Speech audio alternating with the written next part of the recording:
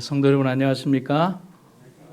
오늘도 행복하고 아름다운 안식일입니다. 특별히 찬양대와 함께 이렇게 하니까 너무 좋은 안식일인 것 같습니다. 앞으로 더욱더 활성화되고 또 모든 것이 회복되는 귀중한 그런 안식일이 되기를 간절히 바랍니다. 오래전 기도주일의 큰 주제가 말씀에 의한 연합이었습니다. 아주 오래전입니다. 제 기억으로는 거의 한 20년 전쯤 되는 것 같아요. 우리가 당연히 아는 그 구절이고 또 그렇게 해야 되는 구절이지만 그때 당시에 많은 의미와 각성을 주었던 그 주간이었습니다. 그런데 지금 더 분명히 과거와는 다른 의미로 우리들에게 또 전달되고 있습니다. 기도주일이 단순한 참회와 눈물만을 요구하는 것이 아니라 실천하고 개혁하는 더욱더 역동적인 성도의 삶으로 우리를 이끌고 있기 때문에 그렇습니다. 사람과 사람 사이에서 또 가정 안에서 교회 안에서 그리스도와 연합을 이루는 일에 있어서 가장 크고 위대한 힘은 바로 하나님의 말씀 안에서라는 것입니다. 어떤 동호회나 인격적 유대관계나 좋은 어떤 취미 활동이나 그런 것들이 아니라 오직 하나님의 말씀 안에서 하나가 되어야 한다는 사실입니다.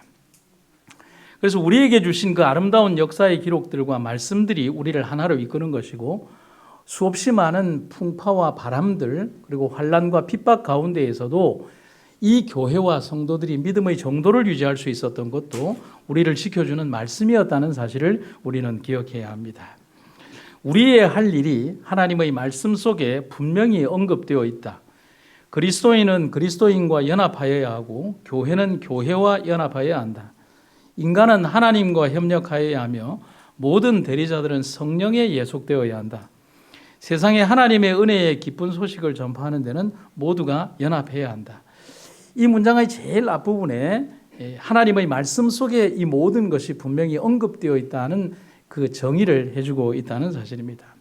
오늘 저는 여러분과 함께 느헤미야서에 나오는 한 기별을 가지고 이 말씀에 의한 연합 또 말씀으로 이루어지는 회복에 대해서 한번 생각을 해보도록 하겠습니다.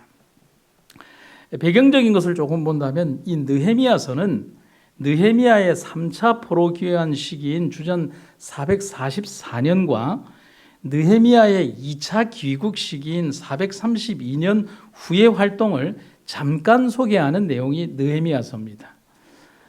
시간적으로 따진다면 불과 10년의 짧은 기간을 배경으로 하고 있습니다. 옛날에 이 성경의 책자는 원래는 에스라와 느헤미야가 같은 책으로 되어 있었고 나중에 분리가 되었습니다. 그런데 이 짧은 시간적 배경에도 불구하고 느헤미야는 큰 두 가지 주제를 담고 있는데 하나는 성벽 재건, 무너진 예루살렘의 성벽을 재건하는 것과 또 그것만으로 끝나는 것이 아니라 영적 부흥운동이라는 두 개의 커다란 주제를 깊이 있게 그리고 아주 심도 있게 우리들에게 전달해 주고 있습니다. 바사 왕실의 술 맡은 관원으로 일하던 느헤미야가 소식을 듣게 됩니다. 그것은 예루살렘 성전의 회파 소식을 접하면서 이 느헤미야는 시작되고 있습니다. 그의 통회하고 아픈 심정은 그를 총애하는 바사 왕의 마음을 움직이게 했고 그는 대제국 황제의 통치자의 허락을 받고 예루살렘으로 귀환을 해서 성벽 재건 사업을 하게 됩니다. 그러나 성벽 재건 과정에서 그는 조롱, 협박, 모함 그리고 대적들로부터 엄청난 방해를 받지만 여호와께서 모든 것을 인도하시고 또 그 자신이 여호와 하나님께 모든 것을 의뢰하는 확고한 신앙으로 모든 난관을 굽고 가는데 그럼 불과 52일 만에 이 성벽을 완공하게 됩니다. 엄청난 일이죠. 평화로운 시기에도 할 수 없었던 그 일을 이런 혼란한 그 가운데에서 무수히 많은 반대 가운데에서도 52일 만에 이루는 역사를 하게 됩니다. 누구의 역사일까요? 하나님의 역사죠. 무엇에 의한 역사일까요? 말씀에 의한 역사인 것입니다. 그것이 나중에 이 성전벽 역사 이후에 이루어지는 예식을 통해서 우리가 알 수 있습니다. 성벽이 재건되었습니다. 다 끝난 것일까요? 우리가 흔히 말하는 성전 완공이 되면 다 이루어지는 것입니까? 아니죠. 성전은 두 개가 이루어져야 되는데 하나는 외형적 성전이 이루어졌다면 하나는 내면적 성전이 건축이 되어야 하는 겁니다. 성벽이 완공되면서 대적들로부터의 외침에 대한 방비벽은 외형적으로 구비가 된 것처럼 보이지만, 그런데 정말 위험한 것은 외부의 적이 아니라 내부의 적이라는 사실인 것이죠. 그게 느헤미야서가 우리에게 전달해 주는 기별입니다. 그 내부의 적은 백성들의 영적 태만이자 오랜 생활로 빚어진 그들의 영적 나태함이었습니다. 나태해지고 연약해진 백성들의 영적 상태는 허물어진 외형적인 이 벽들보다도 더 큰 위기일 수밖에 없었다는 사실이죠. 아무리 높은 성벽이라 할지라도 그 성벽이 백성들의 내면의 신앙을 지켜주는 것은 아닙니다. 여러분, 교회당이 아무리 화려해도, 교회 내부의 시설들이 아무리 고가로 장식되어 있다 할지라도, 거기에 아무리 좋은 물건들과 음향시설들이 갖추어 있다 할지라도 그것이 여러분들의 내면적 신앙을 대변하는 것은 아닌 겁니다. 그걸 우리가 잊어서는 안 되죠. 증언의 말씀에 있는 겁니다. 영적 태만에 대한 유일한 참된 치료법은 활동하는 것이다. 어떤 활동일까요? 영적 활동이죠.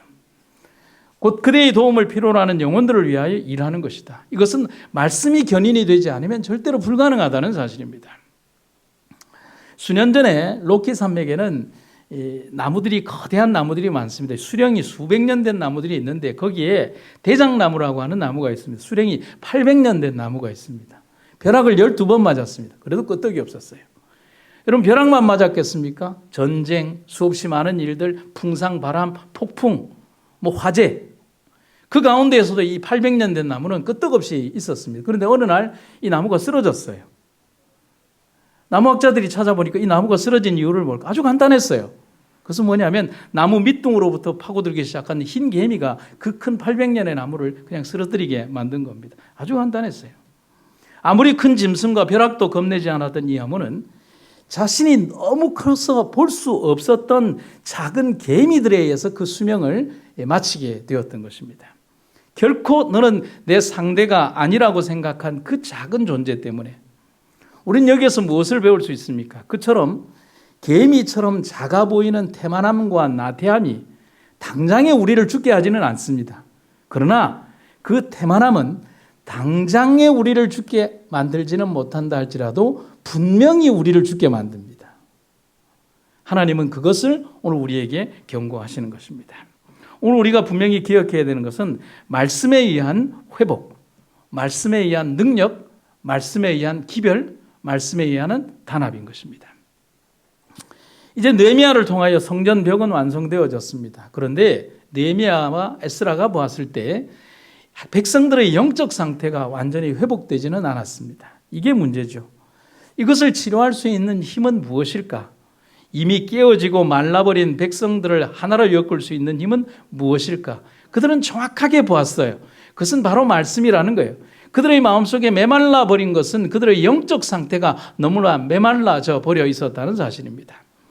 하나님의 말씀과 율법의 회복만이 이 백성들을 회복하고 연합할 수 있다는 것입니다. 그것이 수천 년 전 이스라엘 백성들에게만 적용되는 것이 아니라 오늘을 살아가는 우리들에게도 똑같이 적용된다는 사실을 우리는 잊어서는 안 됩니다. 하나님의 말씀은 우리가 잊어버리고 살아가는 모든 것을 생각나게 하고 우리의 사명을 일깨워주고 우리를 치료시키는 것입니다. 그것은 단순한 소설이나 편지와는 다릅니다.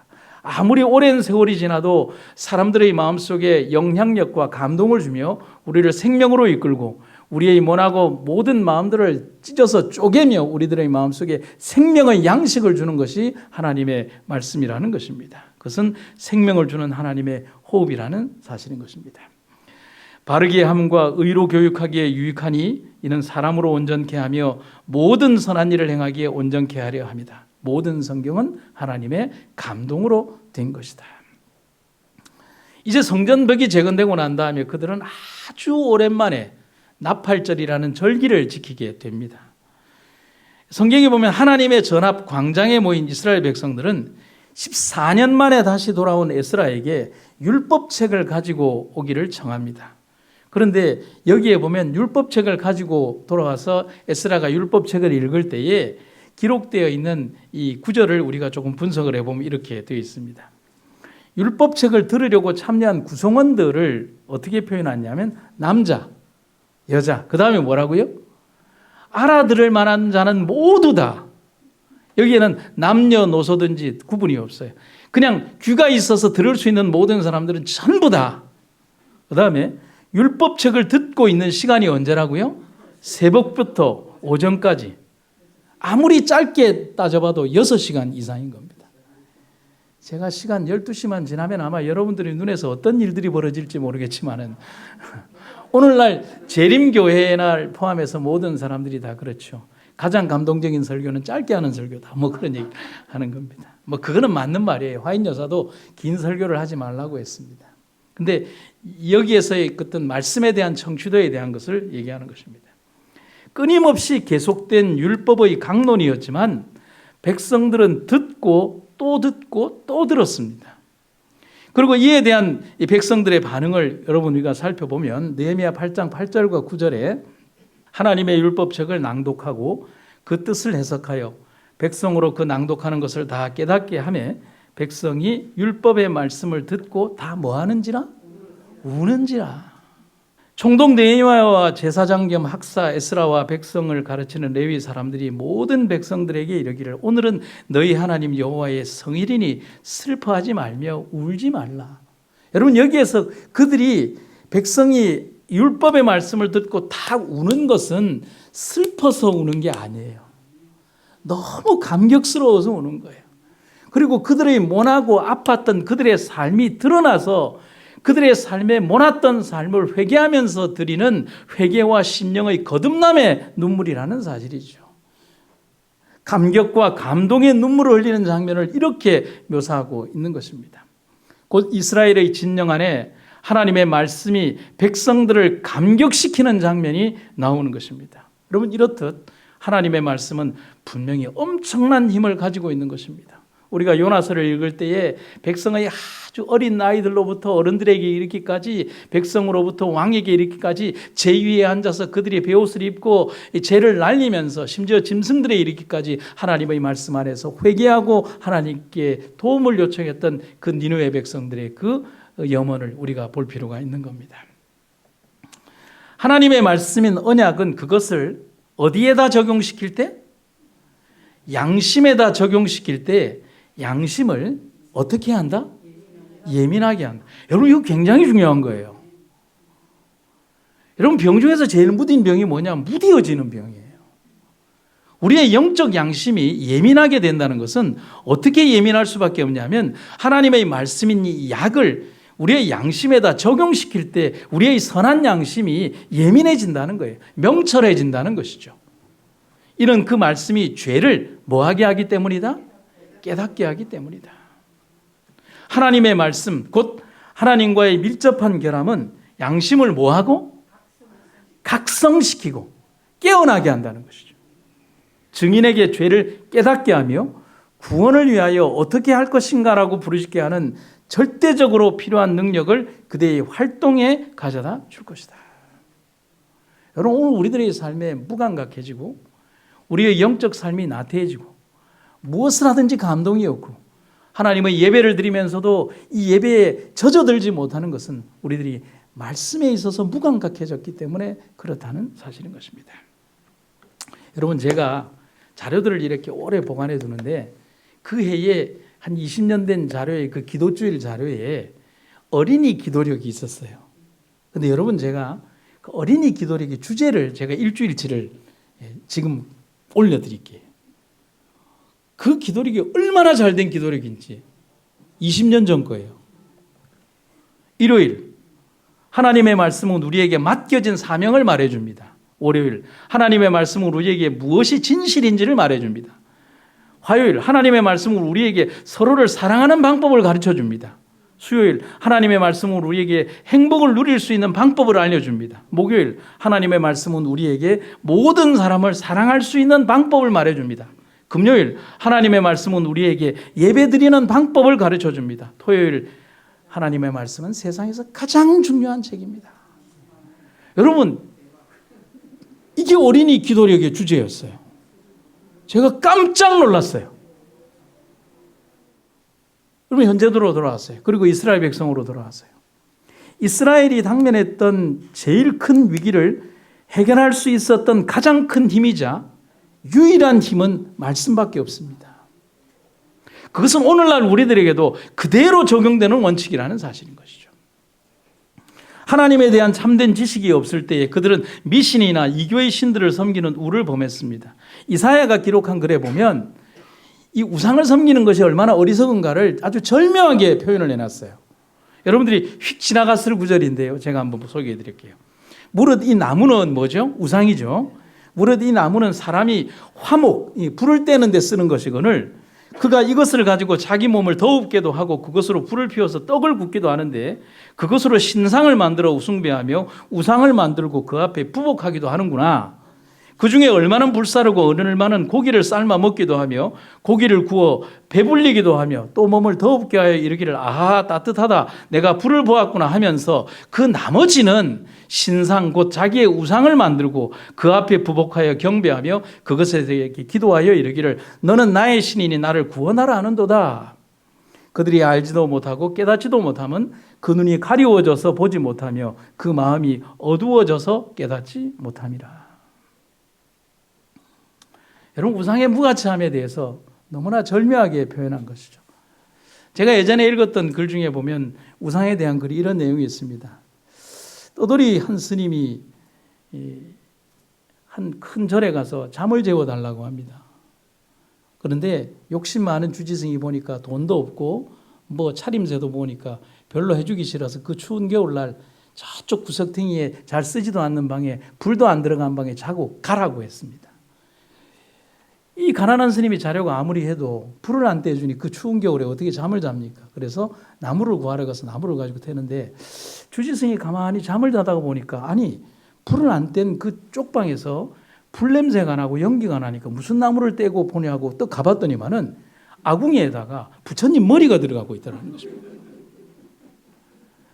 주지승이 얼마나 놀랐겠습니까? 자기가 비록 그런 중이기는 하지만 그래도 부처님 머리를 그렇게 쓰지는 않는데 세상에 이런 나쁜 중이 있냐는 것입니다. 그래서 여러 다른 스님들을 깨워서 이 땡땡이 중을 데려다가 이제 치도건을 하려고 하는데 너는 중이라는 놈이 어떻게 그렇게 부처님 머리를 불을 떼고 있느냐.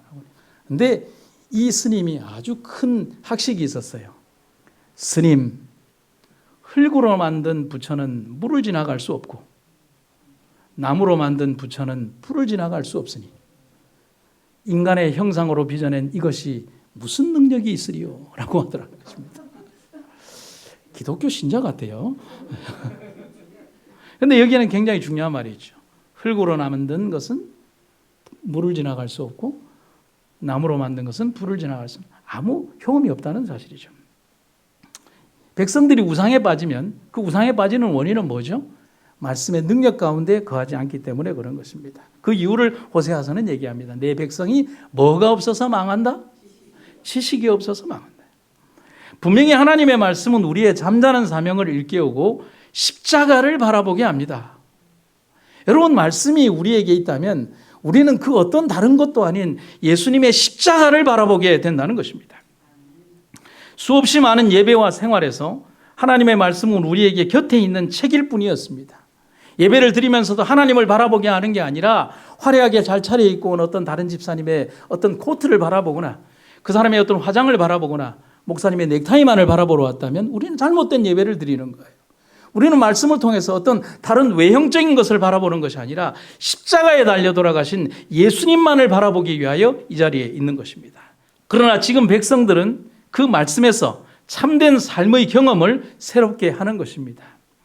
느헤미야 시대의 그 백성들은 이제 그들의 잘못된 삶을 개혁하고 말씀을 통하여 그들의 잘못된 삶이 얼마나 잘못되었던가를 깨닫고 하나님을 바라보며 그들의 잠들었던 믿음의 이 믿음들이 용솟음치면서 하나님 앞에 감격의 눈물을 흘리게 되는 것입니다.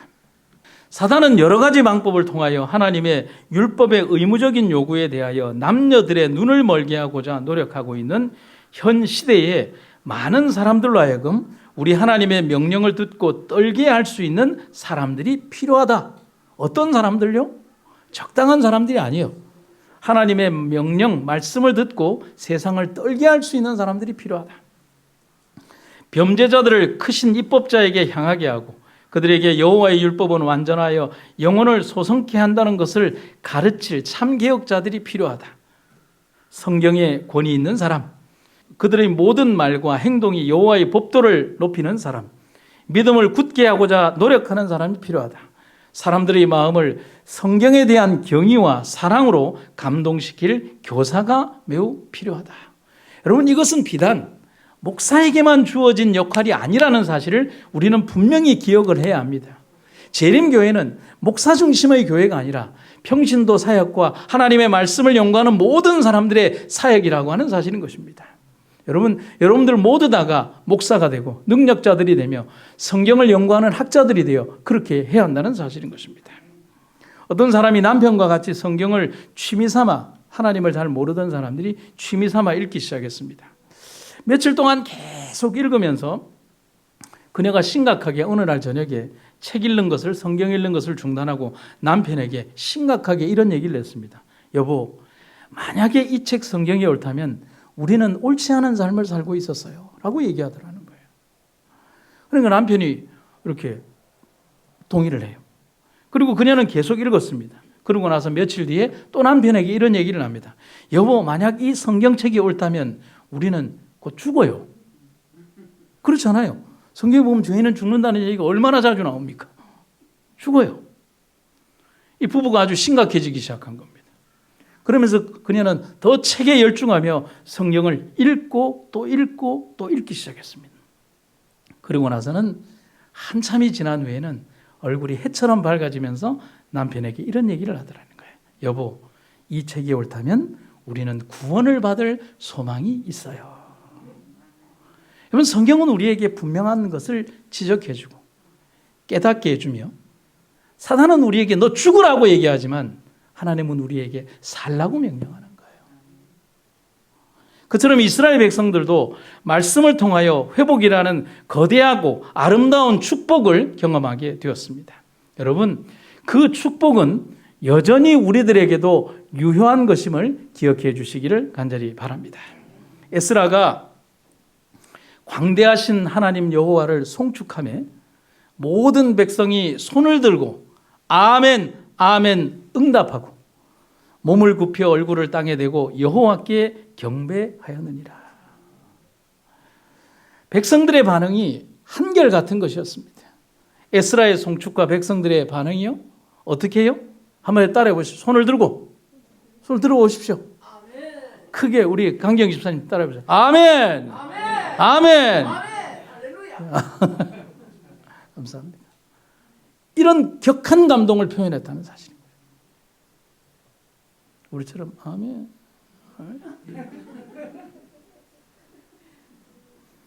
그것은 그들의 감격적인 마음을 표현하는 것이었고 말씀으로 인한 그들의 회복을 말하는 것이었습니다.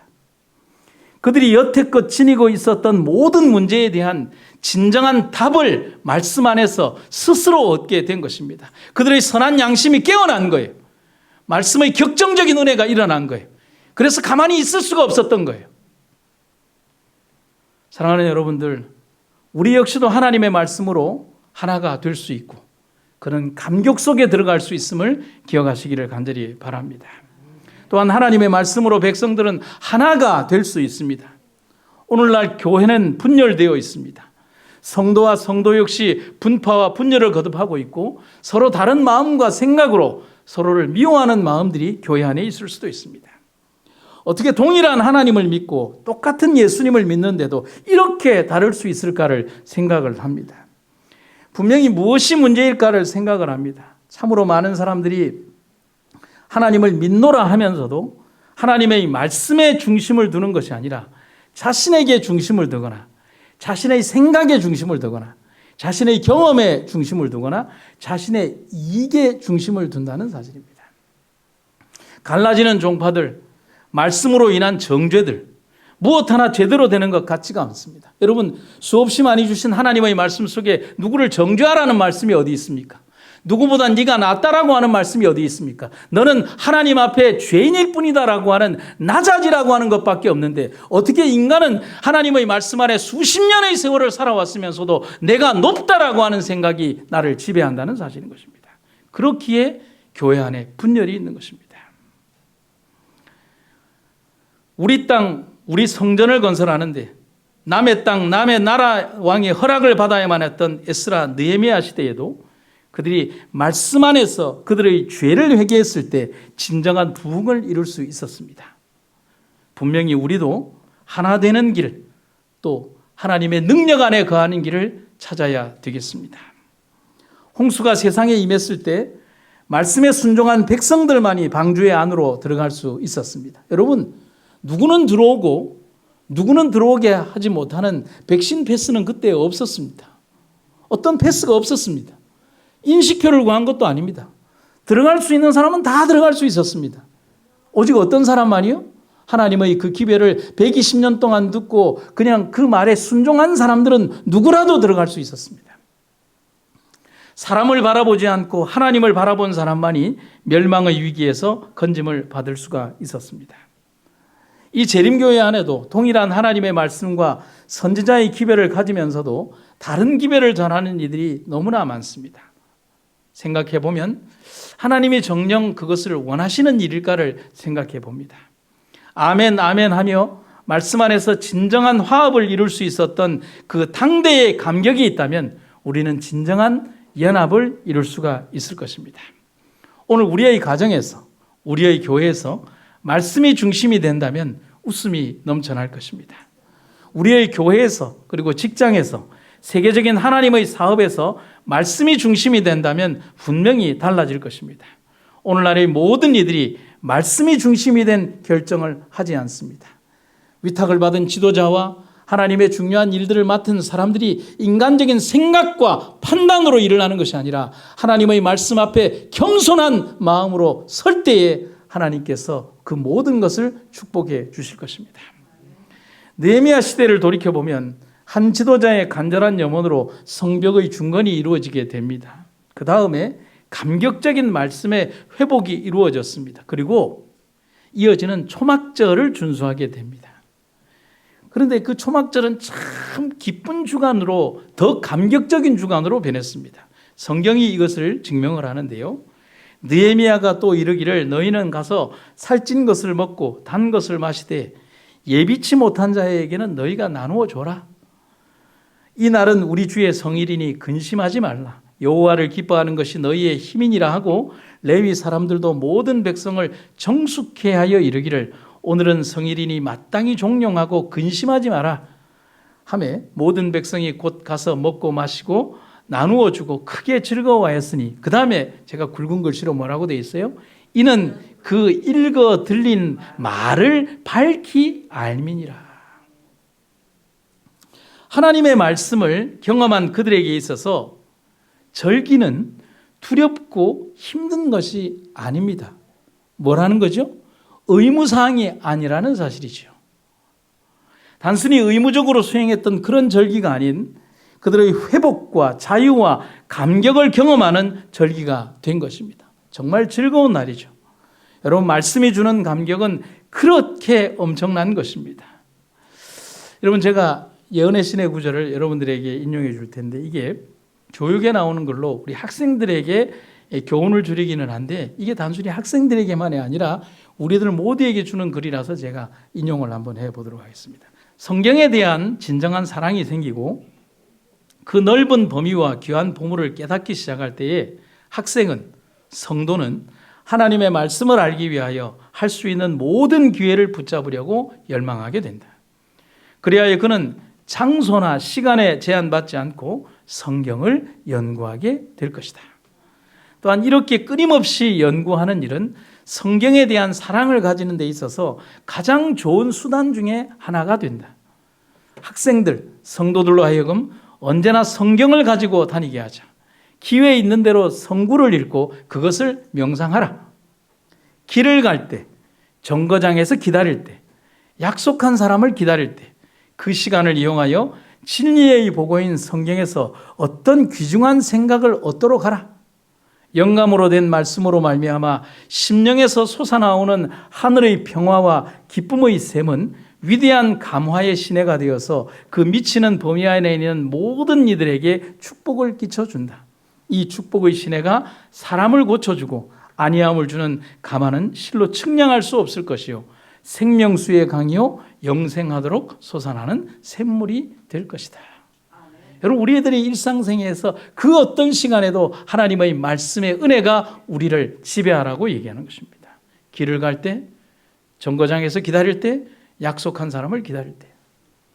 무디 목사님이 배를 타고 이렇게 바다를 건너갈 때 배에 불이 나죠. 그때 이 불을 끄기 위해서 무디 목사님이 같이 막 불을 끄려고 하니까 선원들이 얘기합니다.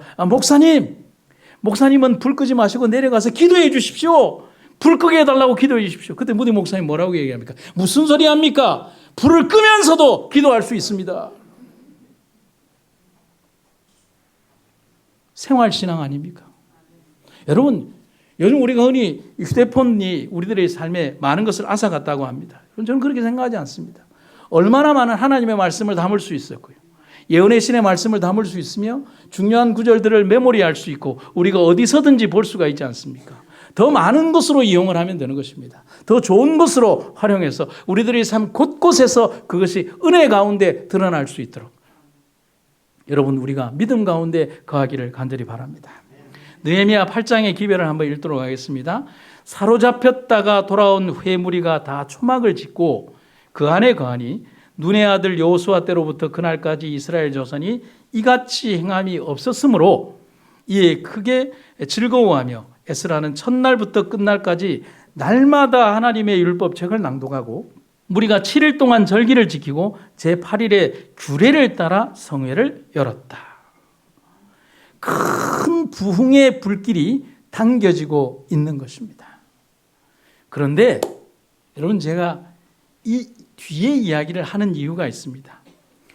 이 초막절의 예식이 이거로 끝나지 않는다는 것입니다. 감격에 또 감격, 말씀에 또 말씀, 사경에 또 사경을 하면서, 그런데 9장에서는 이스라엘 백성들의 민족적인 회개가 이어지고 있습니다. 엄숙한 회개와 자복의 물결이 이어지고 있는데 느헤미야 9장에 가면 그 사람들이 낮에 4분의 1은 율법책을 낭독하고 낮에 4분의 1은 죄를 자복했다고 기록하고 있습니다. 그런데 여러분, 시간적인 문제가 있어요. 무슨 문제가 있냐면 9장에서 이어지는 이 회개와 말씀의 시간은 초막절이 끝난 이틀 후의 모임입니다.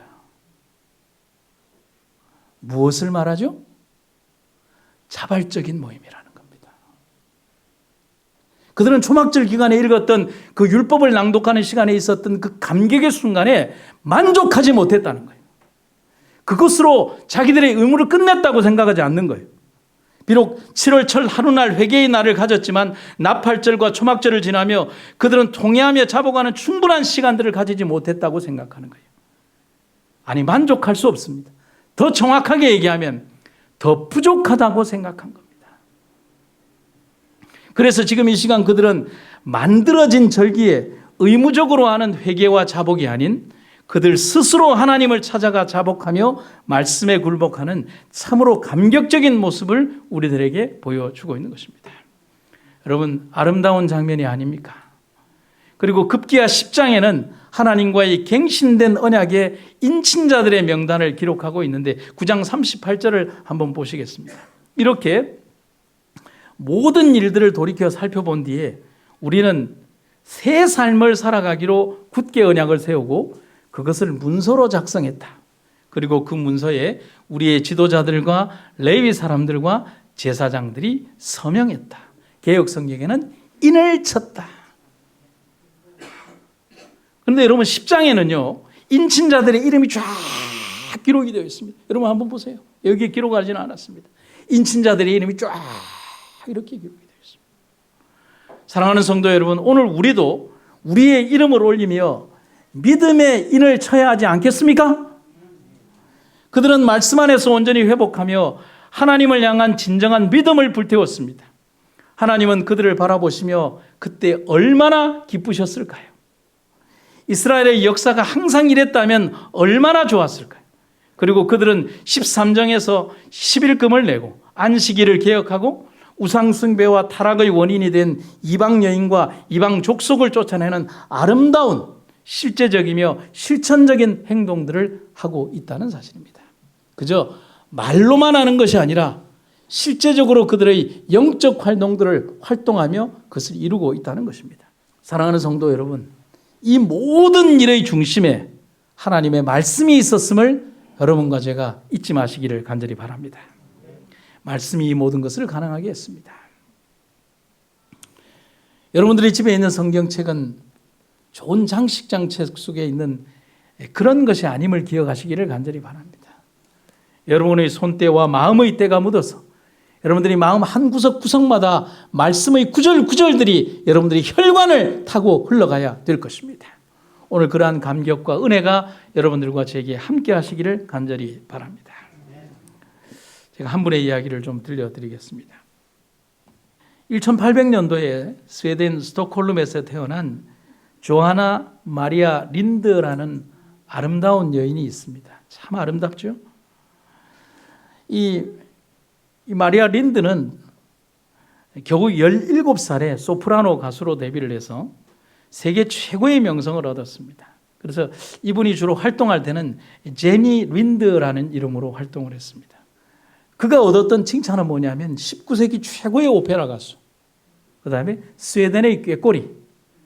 근데 왜 이런 이름이 붙었는지는 모르겠는데 또 다른 글에 보면 스웨덴의 나이팅게일이라는 이름까지 붙어 있습니다. 그만큼 아름답다는 거죠.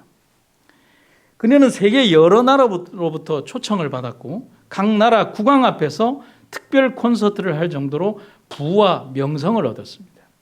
30세 때 처음으로 가진 미국 순회 연주는 그야말로 폭발적인 인기를 얻었습니다. 어느 정도였냐면 공연 티켓은 미국 역사상 가장 비싸게 팔린 티켓이었습니다.